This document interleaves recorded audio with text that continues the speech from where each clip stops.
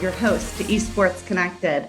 I am so excited for this show today with Mike and Kristen Anderson, as well as Landon Gorbenko. We're here to talk about how FitGMR is quickly becoming the gold standard for health and wellness for esports. Welcome to the show, you guys. I'm so excited to have you today.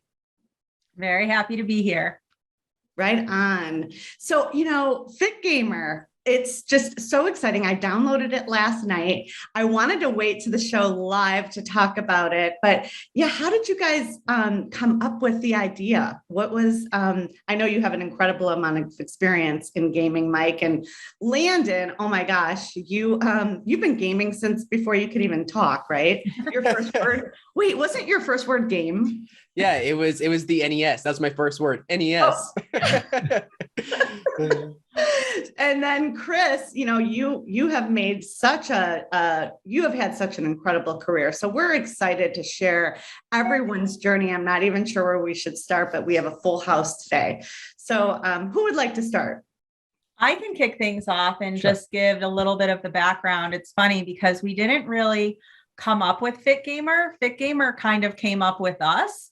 One of Mike's professors at Pepperdine from 30 years ago had, been running the sports medicine department there and working for different organizations. And one of those organizations was a sponsor of esports teams and streamers and had a high performance division that he had done some consulting for. And they said, gee, you've helped us with our motocross and our cyclists, and now we're sponsoring esport athletes. Can you help us now translate traditional sport to esport? Like, what does that mean? How do we make sense of this?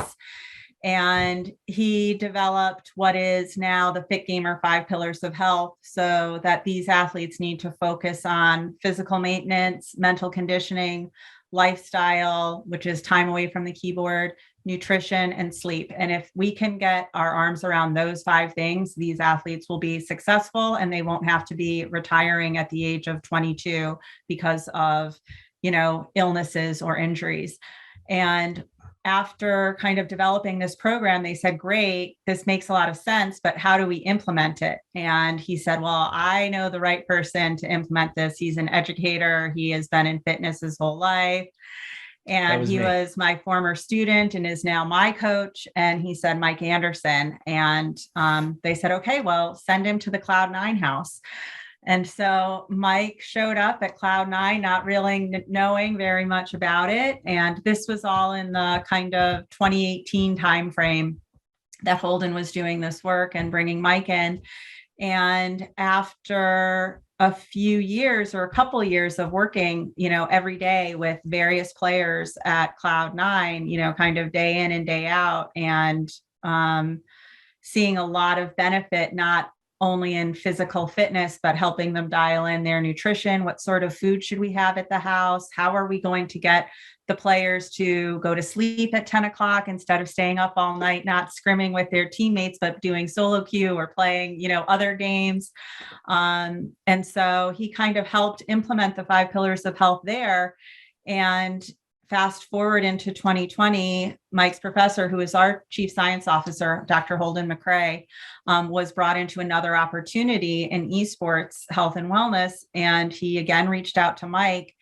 And Mike then reached out to me because my background is in business. So I'm a former banker, consultant, and this was really a new opportunity. And as Holden and Mike and I were talking, we said, gosh, Mike has been having so much success with Cloud9. And we know that Jack Etienne, the owner of the team, is so happy with everything that's been going on there. There's probably a way that we could bring this to the gaming community. And that was kind of how FitGMR was born. And we basically created a deck, that was kind of my job, was the business side of things, and put together a deck. And Mike grabbed Jack after a workout in the garage gym at the League of Legends house and said, my wife, Kristen, and I would like to talk to you about something. Do you have time after, one day after the workout? And he said, oh yeah, come over, tomorrow.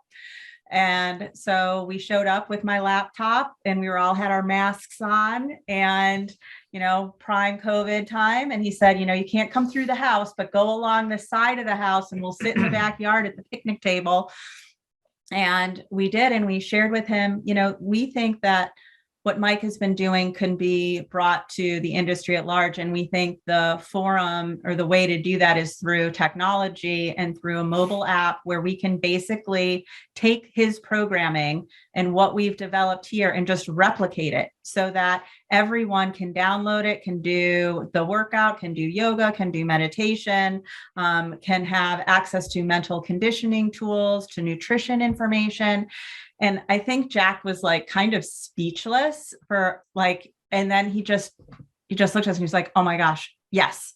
Like, yes, we need this. Like, yes, our whole industry needs this. And how can I help and be a part of it? And just, having him in your corner, like having Jack Etienne in your corner, and he is just such an amazing leader, and he really represents everything of FitGMR and values it, but also like we talk about the byproduct of doing a program like this is developing a foundation of character. And he just has so much character of like doing the right thing for the space. There are, I'm sure certain coaches out there, and not necessarily in esports, but in any industry, who would say, oh my gosh, we've been doing this and we're doing it right and we're winning. So no, we don't want to share this with anybody. And he took exactly the opposite approach to that and was like, this is what our industry needs. Like, we all need this. And with that, we were kind of, off to the races. And, it was shortly thereafter, and please stop me if I'm going on, but it was shortly thereafter that we got connected to Landon. And, Landon we all, I think, just kind of connected immediately and, said, hey, this is what we're doing. Do you want to join us from a mental conditioning perspective? And also, just business development and really anchoring FitGMR, and he embodies everything that is FitGMR. And with that, I think I'll hand it off to Landon just to share his story. And I think you'll understand why everything about Landon resonates with everything FitGMR. Awesome. So as Megan, as you were mentioning in my intro, that I've been gaming since before I could walk. And I always mentioned, or always tell the story of how when I was younger, I remember playing TMNT 2, so Ninja Turtles 2 and Mega Man 2 constantly, to the point where my mom started to hide the NES and I would run into the closet to try and find it and sneak it out. And so good or bad, who knows? But that was part of my early life, is I fell in love with gaming, and that was just such a cornerstone to who I was for the entirety of my growing up. All the way from NES into N64. Favorite game there was Banjo-Kazooie, then Xbox and PC, and, pretty much played the full gambit of any game pretty much. So it's been a lifelong thing for me. And as I went into my teen years and I was exiting my teen years, I kind of took on a lot of the typical negatives, what people think of like the negative stigmas when it comes to with gaming. I went down that road as kind of cliche as possible, where I gained a lot of weight. So I was classified as obese or morbidly obese at one point. I had a lot of mental health issues like social anxiety, had a very difficult time making friends, a little bit of depression, pretty much the full buffet of issues that can kind of happen. And as I was exiting my teen years, I really wanted to make a change in my life and figure out like, how can I fix a lot of these things that I'm struggling with? And so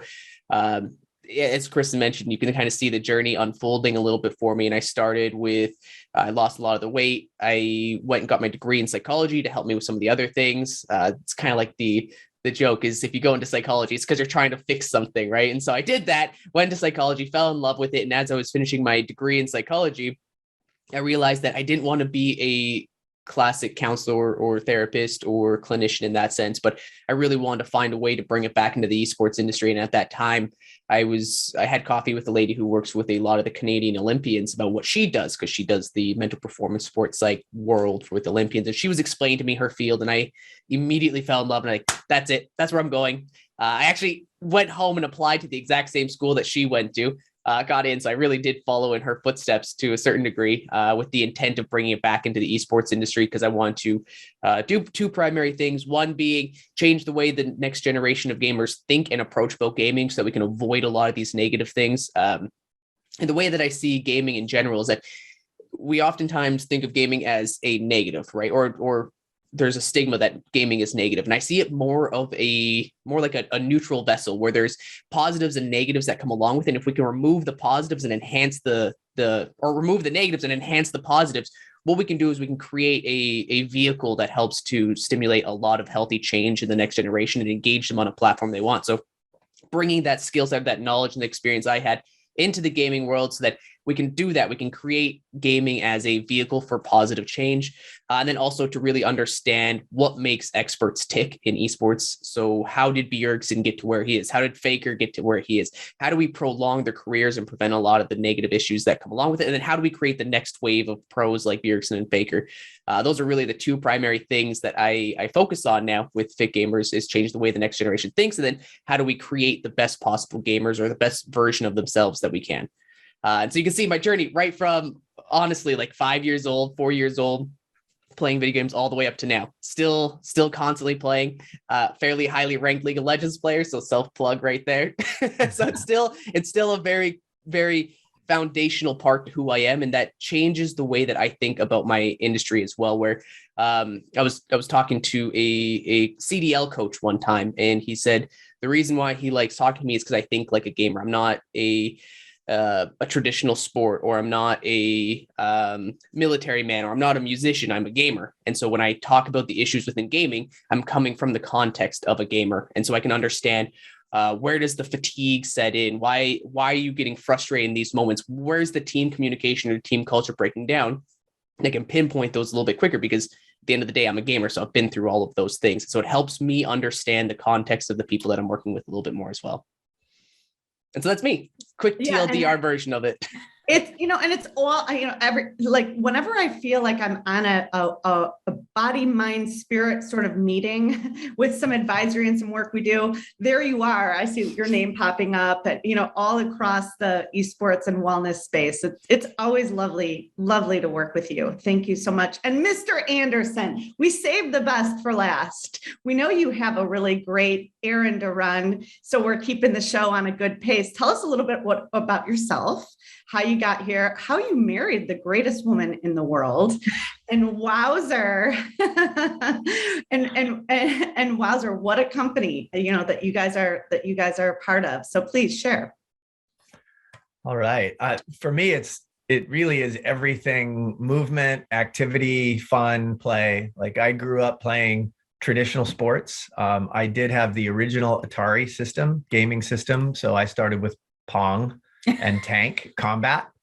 And for me, it was, I came in, it was probably first or second grade, right? So 1975, 76 that I experienced my first gaming, platforms, but I couldn't come inside to play the games because I was outside all the time.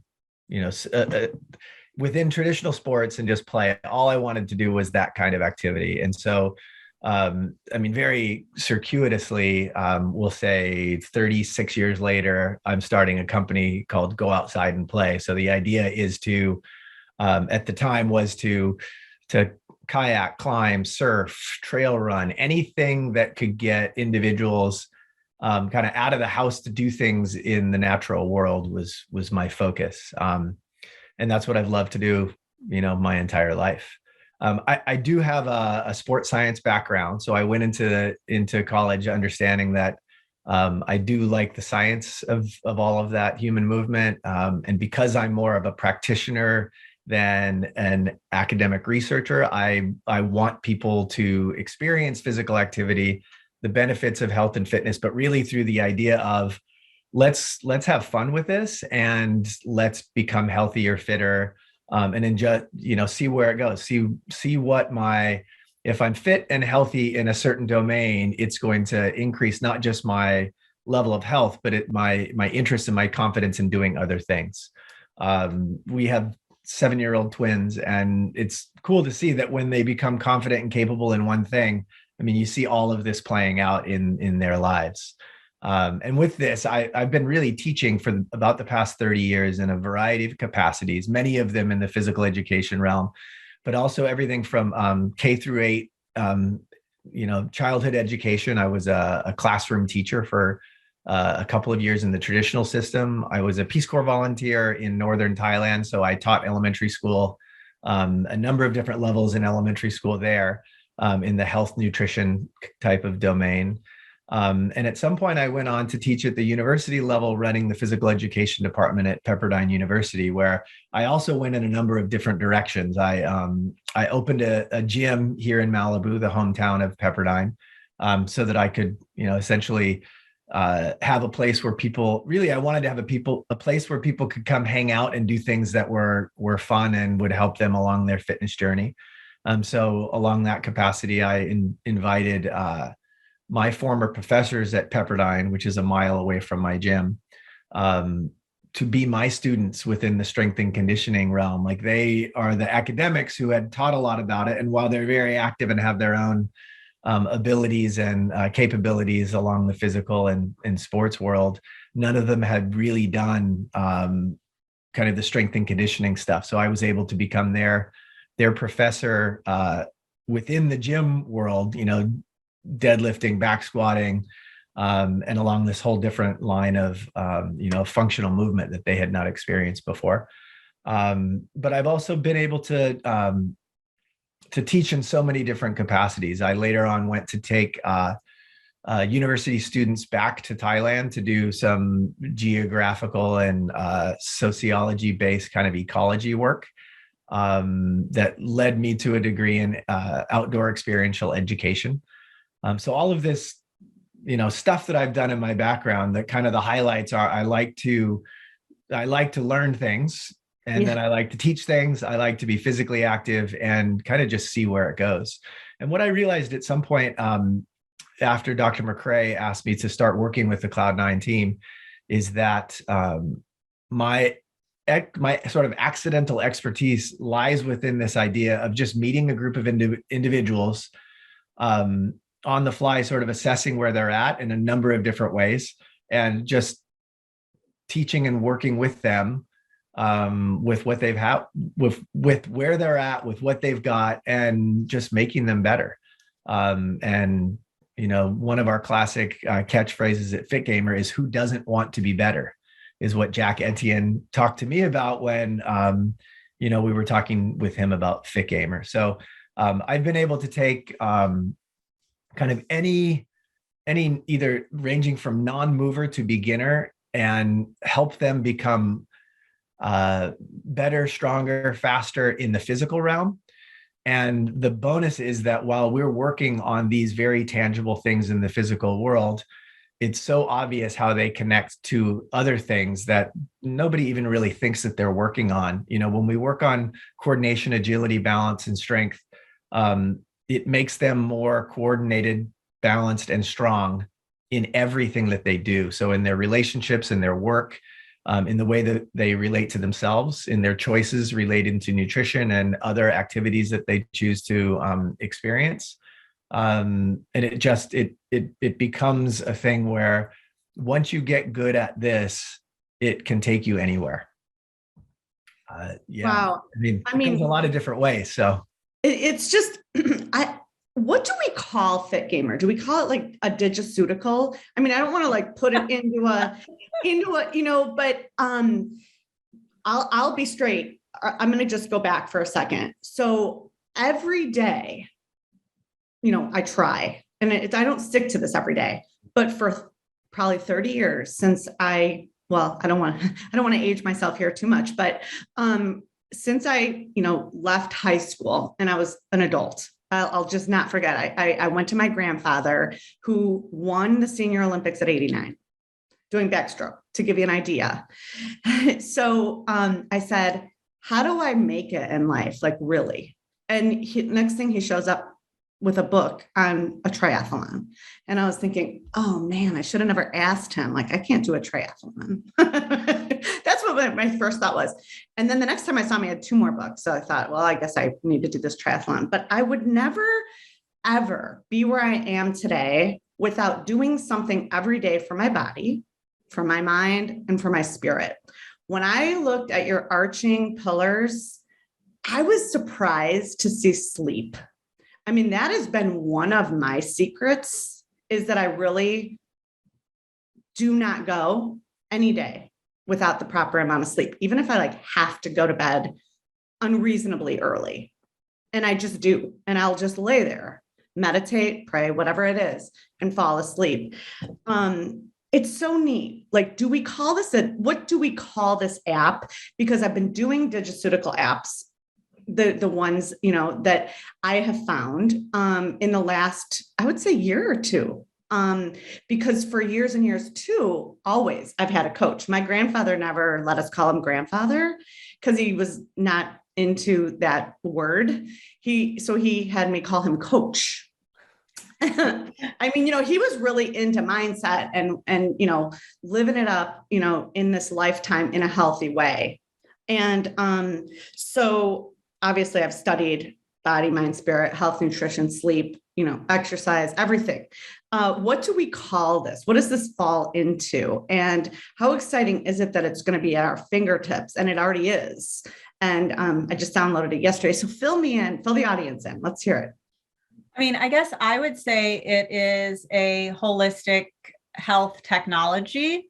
We call ourselves a technology platform. And I think one of the things that's really unique to FitGMR is that there are often, these 5 pillars of health are often siloed.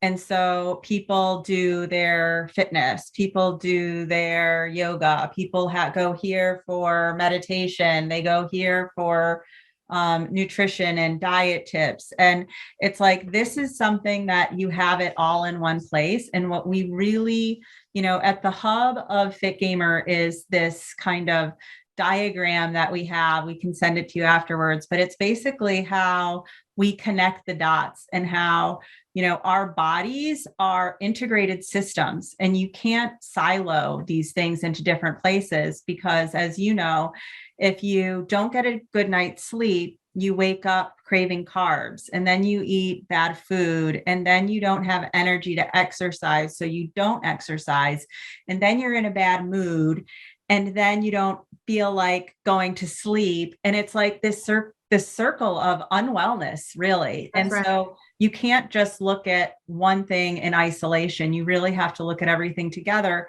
And what we wanted to do was not to kind of preach these things, but to give people the tools to do it. And I think a lot of that comes from both Landon and Mike's kind of experiential backgrounds and how important it is to just have people do it. Like, once you start doing it, everything else will fall into place. Like, don't worry about it, just start. And, we have seen this in real life within FitGMR. We started training some of the Cloud9 teams around the world virtually last summer. And it was our first real foray into kind of coaching remotely. And the app wasn't yet finished yet. So we were kind of just becoming a live version of the app. And these were people who, really, many of them had no experience with physical fitness or in this realm of health. And what happened, Mike would say by accident, is that once we just said, listen, we're just going to pick a time of day. And all we ask is that you show up. You just have to show up every day at this time and put yourself in our hands. We know what we're doing. We're not going to hurt you. We're not going to let you get injured. We're going to take care of you, and we're going to hear you and work with you, and we're going to meet you where you are. Mm-hmm. And after about 6 weeks, one of our coaches who had come to our gym over a decade ago, who I actually grew up in Chicago, and as he joined the gym, and we were like, oh, you grew up here? I grew up here. Oh, we graduated high school in the same year, and realized that like we were on the same field our senior year of high school and didn't know it. But he is a former Marine, triathlete, has led coaching, programs for triathlons. He's now a self kind of taught pilot. He decided he was really interested in flying and went back and got his certified in becoming a pilot, and just again represents so much of what FitGMR values. And he's one of our coaches, and he 6 weeks into this just like threw out to the group, so guys, girls, whoever, like, tell me, how is it going? Like, what have you noticed? And afterwards he shared with us, he said, so someone raised their hand and said, yeah, well, I guess I've noticed that I haven't been eating as much junk food. And, Matt said, oh, why is that? He said, well, I feel like, I put in so much effort to do these workouts. Why am I going to afterwards go and then eat junk? Like, it just undoes everything that we've just done. And yeah, I get that. Someone else raises their hand. Well, yeah, so I've lost like 12 pounds. Like, I don't know really why that is, but, and just the conversations that people would reach out to coaches afterwards and say, hey, do you have a few minutes to stick around afterwards? I want to ask you about X, Y, and Z. And so I think our app it basically gives you that personal coaching. It gives you everything you need, and it takes all of the thought out of it. So what we've tried to recreate in the app is just show up every day and give us an hour. And you really don't even have to give us a full hour, but that's what we do with the teams that we coach. And basically we program it for you. So every day there's daily programming in the app. And so on Monday, Wednesday, and Friday, you get a workout, and it's programmed and sequenced in a way that, is programmed by Mike and Matt in a way that makes sense for people's physical bodies. There's conversations that happen throughout that kind of help to motivate and encourage people and teach people how to do things properly. On Tuesdays, you get a yoga session with our yoga guru, who is amazing, and who had actually been my mentor in yoga teacher training after I left my banking career like 15 years ago. And then on Thursdays, you have mental conditioning with Landon. And so it's just like you download the app, and today you see, oh, we're going to talk about, tilt, or we're going to talk about how to focus when we can't focus, or we're going to do some breathing. And on the weekends, we give educational content. So not just saying like, eat this, but actually the science of nutrition. So we have a nutrition partner, nutrition network out of South Africa, who happened to be founded by Dr. McRae's PhD mentor, Tim Noakes, who is kind of a leading expert in his field. And we give educational content on the science of nutrition, how your body works to absorb nutrients, why it makes sense to eat these types of food, but providing the why. And on Sunday, we have lifestyle content, which is, Landon from the get-go has talked about how in his journey, doing things like camping and connecting to nature and having a reason to kind of step away from the game for a little bit really strengthens his ability to come back better. And so motivating and inspiring people to, go outside and play, back to Mike's kind of mantra in life, like go outside and play and experience nature and try something new. Like trying new things is really good for us. Like getting in too much of a comfort zone just stagnates everything. And I know Jack Etienne has said to us when he looks to his players and talks to his players about FitGMR, and, many of them have never done any of the things that they're doing, is one of the big things for him is their confidence. And he's, just how much he's watched their confidence grow by someone looking at something and saying, I don't think I can do that. And someone saying, yes, you can. Try it. And then them coming back and being like, oh my God, I can't believe I did that. Like, how did I do that? Well, you did. And so just kind of to Mike's point of how that translates into everything else. So the app is meant to be a, one-stop shop for health and wellness. And we have, in addition to our content, a metrics. So we call our content library our vault. So you can go into the vault, you can do daily programming along with us and the rest of the community. You can go into the vault and pick what you want out of any of these different topics. And then we have a different section of the app, which is called metrics. And this is really Dr. McRae's passion, which is that in order to develop new habits, you have to pay attention. In yoga, they call it self-study. Like you have to turn things inside and pay attention to yourself and what you're doing. And so our metrics are a way for people to track their performance themselves in the 5 pillars of health. How much water did you drink? Did you reach your target? Check. Yes. How much sleep did you get? How did you feel? Like, what's your emotional state today? Did you do any physical movement? What did you do? What hobbies did you do? Did you get time in nature? So these are all in the metric section. And that's so interesting because I'm looking at just my app here, my apps that are health and fitness. I'm just very present to how discombobulated my health and fitness program is. I can't wait. I downloaded this yesterday. But I have 9 apps in my health. I do. And I'm not going to go into naming them all, but I track my water. I track my meditation. I track my fitness. Oh my gosh. I have an online coach. Oh my gosh. I mean, I can't wait because this is so important. I have a story and I don't know how relevant it is, but I grew up with all brothers. And my mom cooked for these big athletes and here I was eating like how they were eating. So when I stopped growing, I didn't stop growing. So I was very young. I went to Weight Watchers to just learn how I should eat because I didn't really know what journey my body was going to be. And I wanted to stay as healthy as I could.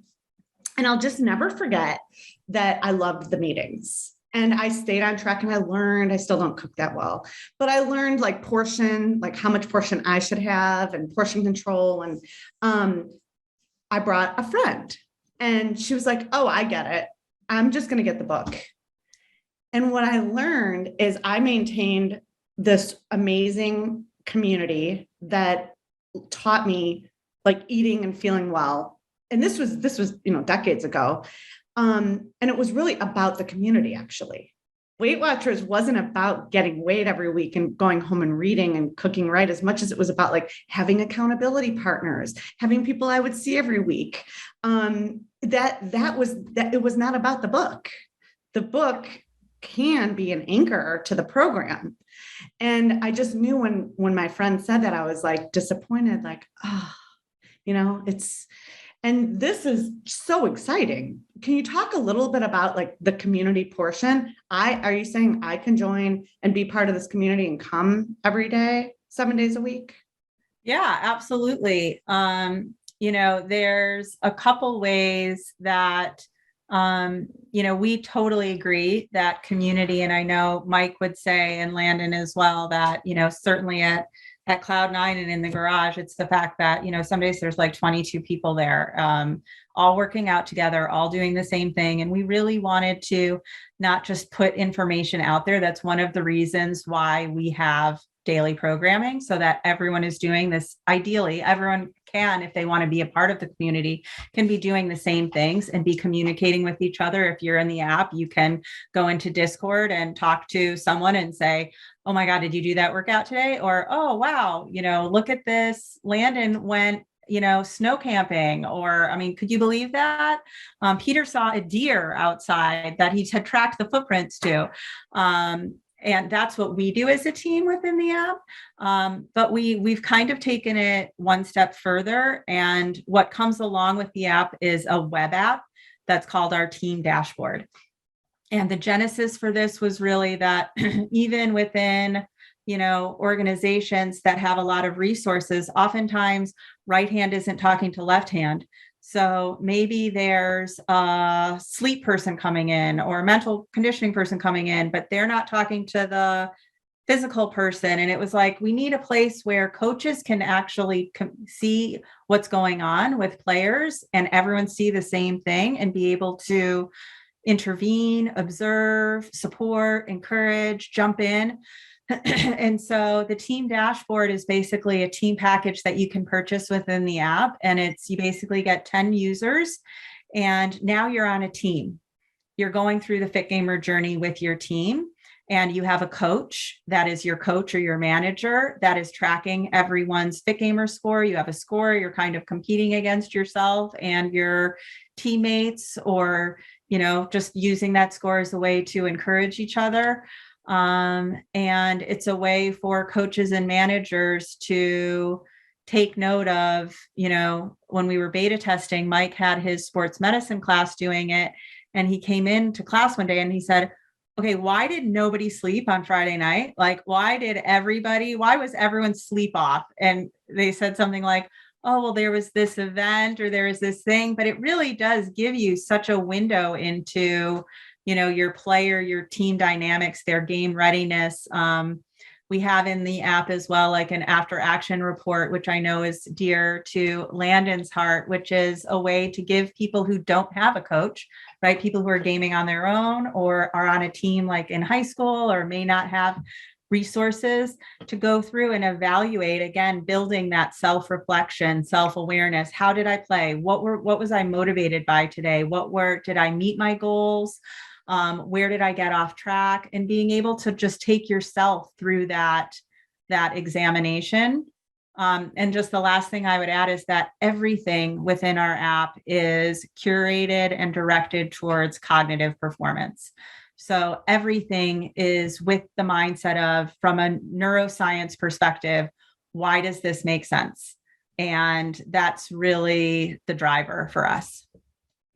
Wow, Landon, can you share a little bit more about that? Because it's obviously, that is so incredible. Like, no one said to me, and this is like just my example, no one said to me, really, Weight Watchers is about being here. It wasn't for me even about losing weight. It was about learning and being in community with like-minded people that were wanting to be healthy. So so that accountability. Tell us more, because we've come a long way since my experience. Well, if you think about, like, let's rewind in time to 2001, give or take, when Halo was emerging on the original Xbox. It really started a wave of like LAN events, right? Like, people wanted to be in each other's basements playing games with each other. People wanted to go to these big events. And then you see kind of the emergence of internet gaming, right? Like playing with people in the same game. And I know that gaming is often, historically speaking, looked at as like a very isolated activity where people just want to sit in a dark room and play video games by themselves until their eyes fall out. Right? Like, that's kind of what a lot of people think about it. But you can see, if you track the timeline of gaming, at every point along the journey, it was like, how do we make this more community focused? How do we get people hanging out with each other playing games? How do we get to all these big LAN events? How do we get the internet happening so that we can be playing games with each other across cities, across countries, across the globe?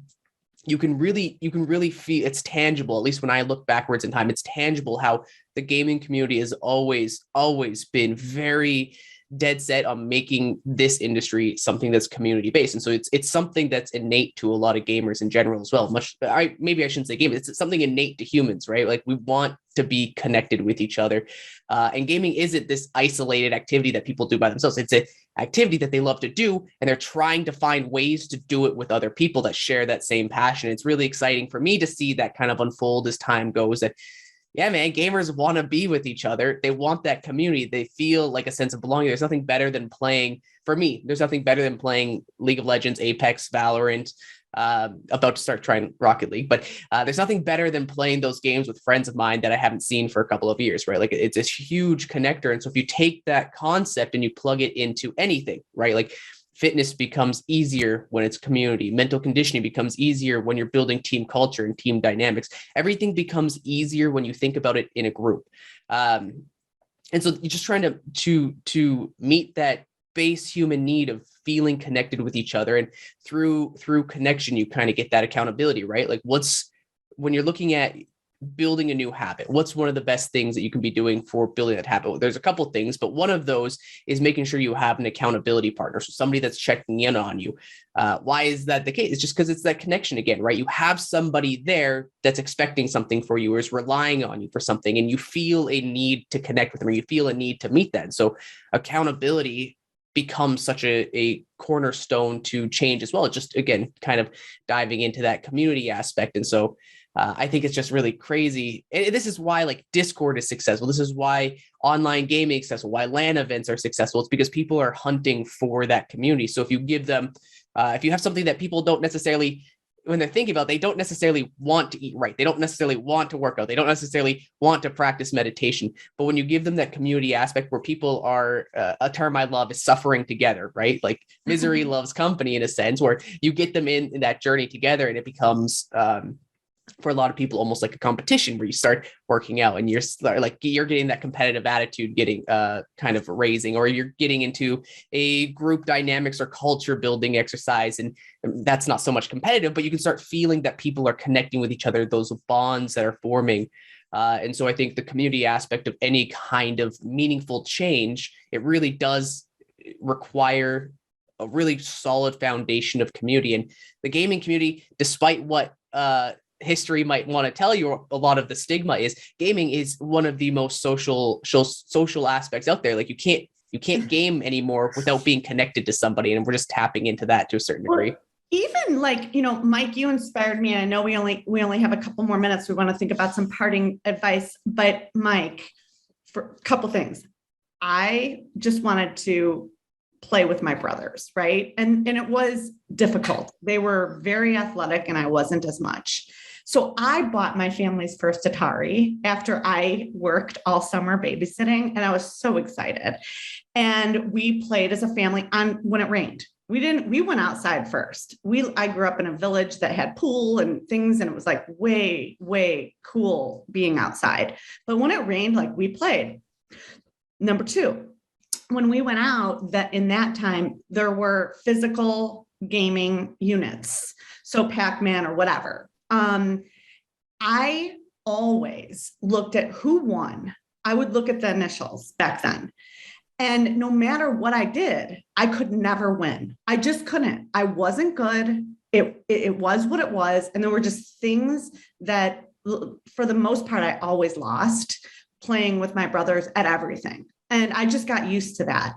And never did I see my initials as a winner. So I just, what would you tell someone that has my story? Because I still wanted to play, and just, I never swam as fast. I never ran as fast. I couldn't even do the games well. So I wasn't even like fun to play with, because I was such a I was just not at their levels. And my brother, one of my brothers was very, very close in age. But I bet you remember when you were playing Pac-Man for the first time, when you had just the cherry, when you actually got the banana. You remember that, right? So you did have the experience of getting better at something and progressing and understanding that you, for your own sake, actually won because you were improving. And that's one of the main components that I work with in anyone who I'm training. At Cloud9, we keep track of everything that the players do in the garage. So for example, as Winsome, Berserker, Summit, these are brand new Korean players who just arrived last week. They are just embarking on their on learning how to deadlift, say. We'll take one specific movement, and it's a very simple one in that everyone has to pick something up off the ground at some time. Now, the ability to become stronger and to develop good posture and to be in good positions that all translate over to gaming are some of the reasons why we do this. The ability to increase your ability at something increases confidence. But as these guys first learn the positioning and the mechanics of how to pick something up off the ground correctly, we build on those blocks so that then over time, they can see that not only is it important and it translates over to everyday life in order to, pick things up that are relatively heavy, but they can also track that they're getting better and better over time, so that when they arrived, I can show them either data or pictures or video of them picking something up off the ground. Like, actually, there's a classic video that I have that's maybe a 5-second clip of one of the League of Legends coaches a year ago learning how to squat. Now, we don't need to show that picture in public, but when I show him the video and we compare it to what he looks like now, lifting, not just his body weight, but holding quite a bit of weight as he's squatting. These don't even look like the same person, right? So he has over this year become so good at this that he is now one of the best examples that I give all the time about how you can progress over time. So we applaud not just people that are the best. In fact, we applaud, and everyone can applaud for that person that goes from ground zero to increasing, 100% of what they, for example, can deadlift over time, right? So let's applaud, Berserker, Winsome, and Summit as they're learning and gaining these abilities, and not just deadlifting. It's pull-ups, it's rowing, it's cardiovascular, it's strength. We keep track of all these things so that we know that they are improving over time. It's also important to note that I'm not just this coach that's coming in that's saying you need to be good at all of this stuff for the sake of being good at all of this stuff. Like, with all of these things, with this increase in physical ability, as I've said a number of times before, they get better at everything. So it's not just about me inflicting on them this physical, suffering, I guess is the most negative way to put it. But I'm inviting them to learn how their bodies work, how to become stronger, more agile, more confident, more able in their physical selves, because there is a physical aspect to sitting at a terminal, to sitting through a best of 5, match that lasts 5 hours long. I mean, there are other physical traditional sports that are less demanding from both a cognitive and physical sense than gaming. So these are real needs that these real athletes actually need to have. So I don't know, that's a lot of stuff that I've gone over. I was going to add just on that in the gym and to what we've experienced coaching virtually is, I know Matt at one point repeated a workout that the players had done at the beginning when they first started. And then he repeated it a number of weeks in. And at the end of it, everyone gives their scores. And he said, I just want you to know, like he did kind of the math showed up, and he was like that everyone had like a 20% or better improvement. And so when you look at things like that from that perspective, rather than in absolute numbers, but as percent growth, everybody wins. Everybody won that day because like that's just had a 20%. Exactly. And Chris, and that's such a breakthrough. Like, I never even thought about it that way. I have a whole new view that, like, somebody just didn't pull me aside that, Meg, look at how you improved. It's not about that you never won, because I didn't, never won. But I did start competing against myself, and I never even realized it. And that's what you guys provide, is this this coaching, for people that need it. Like, here I am, decades later, having a breakthrough. And even within the app, the programming is set so that you do repeat things and you do keep track of your score. There's a journal that you put in after every, for on the workout side, and you can see, oh my gosh, the last time I did this and I was, only, I was modifying my movements because I couldn't even really do this movement yet. But now not only am I doing the movement like in its entirety, but I'm also did better. Like, you get to see that.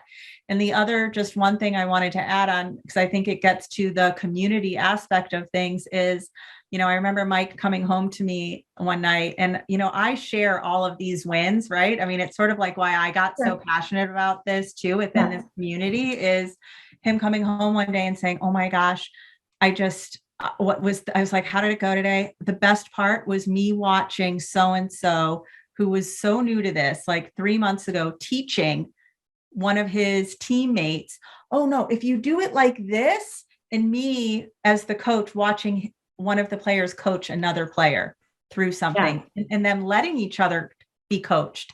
Like, that is community, that is passing like along. One of the things in leadership is reproducing leaders. And that's where you guys are at, is scaling this, making the world truly a better place, reproducing yourselves. Yeah. And I do want to let Landon, I'm sorry, because I know, go ahead, because I know that you had something to add to this. I was going to build on something that Mike mentioned there, because when he said there's a physical component to sitting at your station, right? Like when you're playing a game of a BO5 or something like that. one of the things that you can track in the mind a little bit is that as time goes on, I'll use this hand so it's not blocking my face. As time goes on, your performance starts to dip. And the only way that you can counter that, and this is just a natural cycle, that the performance dips, is you have to increase mental effort so that the performance stays at an optimal level through the entirety of it.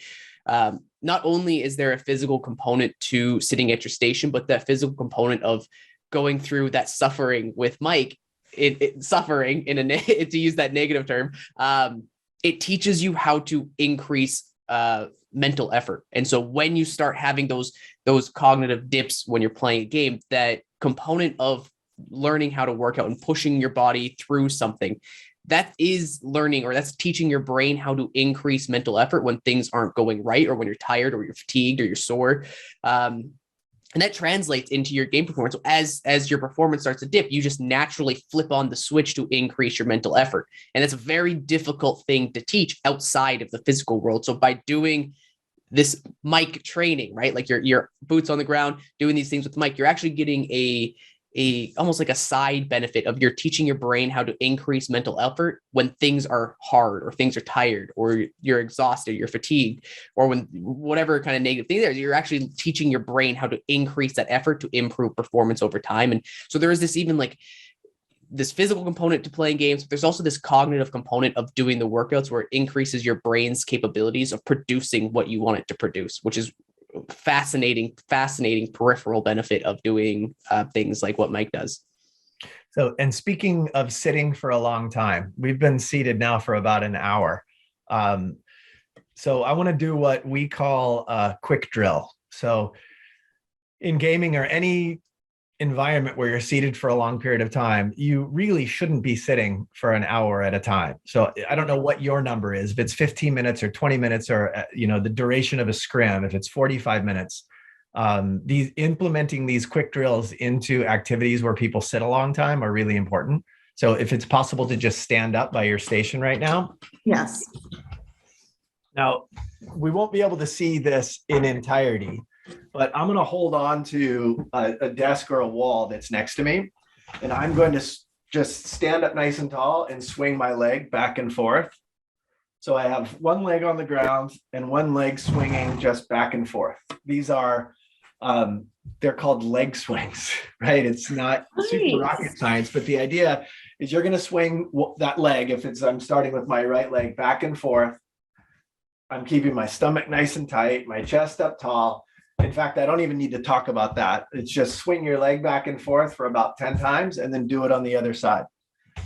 So what we're doing here as you're doing these leg swings is that these hip flexor muscles right at the front of your hips, between your quads and your legs, keep moving now, are sitting, when you're sitting there at a fixed length, and they're gradually tightening up over time.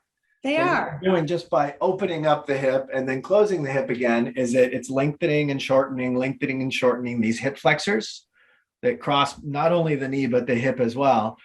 And now we've circulated some blood. We've lengthened the hip flexors. We've changed the whole, environment in our brain. We just went from sitting to focusing really intently onto moving our bodies. And now, we could continue this with a couple of other movements, but we can sit down now and go back to what we were doing just like nothing happened. But that physical change sparked a ton of physiologic sort of explosion in our body. Like different things are going on now. We could talk about them in another podcast, which would be the science of FitGMR, or the science of human movement, or how all of this stuff connects. But I think more importantly is understanding that just created a shift. And now we can sit down and talk again for another hour, or however long that happens to be. Okay. So I have to share how excited I am, because this has never been done on my show. And I would like to record. Is he going off to cloud nine? Yeah, okay. So before you go, I just want to say, because we'll wrap. I want to record this so I can actually do this in my shows. Let's record an episode, just doing that for every show. So we are promoting what we're talking about, because it's so easy to talk. it takes something to walk the walk.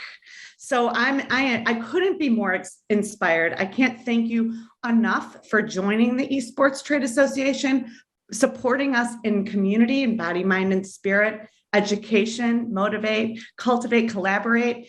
And if you guys have any parting words, please share. Thank you for your membership. Thank you for your sponsorship. I can't wait to meet you at our conference. And I know you have some great things coming up. You're going to be at Exposure's live event next month on the 25th.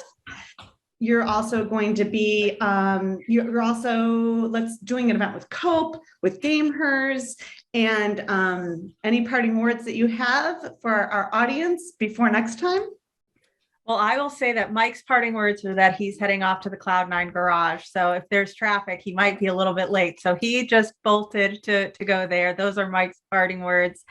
My parting words are just thank you so much, Megan, for giving us the opportunity to share what we are so passionate about. And with that, I'll hand it off to Landon. Yeah, the parting words I have is more along lines of just if anybody out there is listening to the podcast and wants to learn more about us, feel free to reach out to any Mike, Kristen, or I, and we can always line up a conversation and tell you more about FitGMR or teach you some things or whatever kind of conversations you want to have. We're very, very friendly people, so feel free to shoot a message to any of us.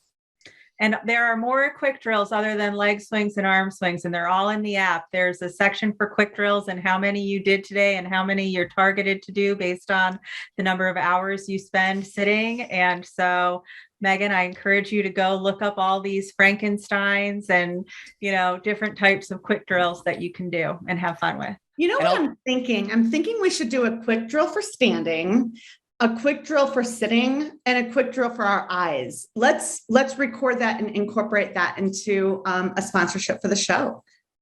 Great. Yeah, definitely.